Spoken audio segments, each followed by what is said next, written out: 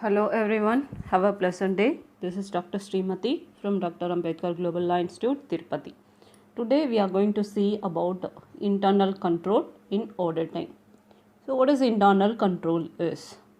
It's a wider term which include all types of management control. So we can say that the whole system of control, um, the financial characters or otherwise which has been established by management in order to carry on the business of a company in a ordinarily manner or to safeguard its assets and secure its assets as far as possible the accuracy and reliability of its records. So this is about generally we say as control is, okay, the control generally control is. So what is about internal control is? With that definition, we can say that this internal control means accounting controls, operational controls.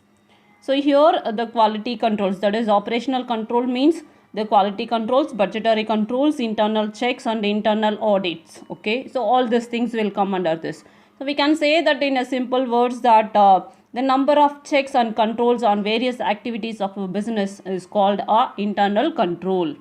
There is another similar definition of internal control is the plan of organization and all the coordinated methods and procedures adopted within a business to safeguard its assets, check the accuracy and reliability of its accounting data, and promote operational efficiencies and encourage adherence to the prescribed managerial policy. So with this definition, what we can come to know is it's about a broader term and wide, which is having a wide coverage. So this is extends beyond the matters which is related or which is directly related to the functions of accounting and financial departments. So we can say that internal check has a means of internal control. So it is about we can say how to say that internal check is a valuable part of internal control. So it denotes such an arrangement of duties among the staff that the work performed by one individual is independently checked by another in a routine course. So here such that the errors and frauds are prevented or discovered without any delay. So here we can say that it's about, since internal control is a wider term, this internal checks will come under that, and according to this internal check if we go, then automatically there is about an internal control prevails in an organization. The objectives of internal control systems are determined by management, keeping in view with the specific requirements of an enterprise such as the nature and size of an organization, and as well as the scale of its operations and the degree of professionalization and management. Okay, so with that we can say that this internal control system can be easily determined. The SAP 6 states that the following objectives of internal controls relating to the accounting system. So here the first one is the transactions are executed in accordance with the management authorization, and the second one is all the transactions are promptly recorded in an appropriate manner to permit the preparation of financial information and to maintain accountability of assets. And the third one is the assets are safeguarded from unauthorized access, use or disposition, and the assets are verified at a reasonable intervals and appropriate action is taken with regard to the discrepancies. Okay, so this is about the main objectives of internal control system. And the next one is internal control and the auditor.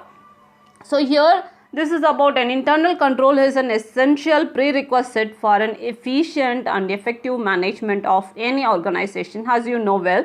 So here thus the installation of internal control and to maintain the adequate system of internal control according to the size and the nature of business entity is the responsibility of the management. So it's nothing to be done with the auditor. So it is about responsibility of the management. So here the auditor, he has to say that that is the Institute of Chartered Accountants of India in the statement of auditing practice has also stated that the study of safeguarding the assets of a company is primarily that of the management.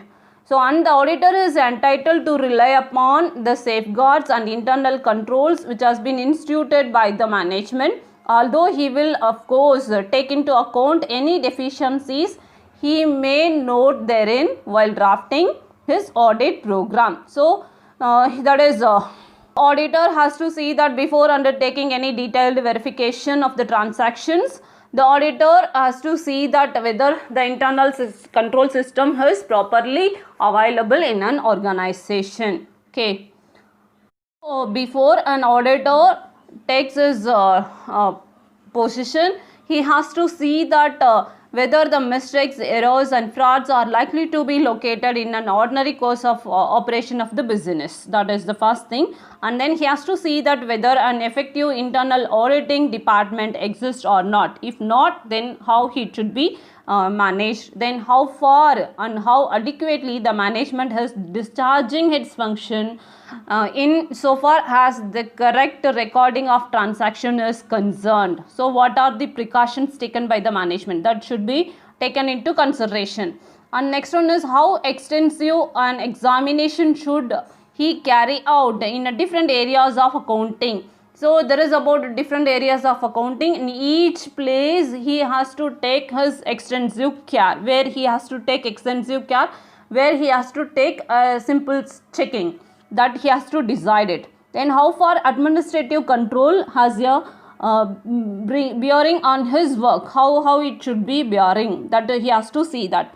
Then what should be an appropriate audit program in the existing circumstances. As you know, the auditor has to draw his own audit program. So, how this audit program should be drawn according to the existing circumstances. Then to what extent can reliability be placed on the reports, records and the certificates of the management. And the next one is whether some suggestions can be given to improve the existing internal control systems. It's none of his duty to correct the internal system of the organization, but he may give suggestions to the management to make some corrections over the internal control system which is prevailing in the organization in order to safeguard the organization's assets as well as the financial position. So, this is how it has been related to the internal control and the auditor. And in your next class, how this internal control and check which has been prevailed in the daily transactions on different aspects of accounting. Until the next, it's bye from Srimati. Thank you.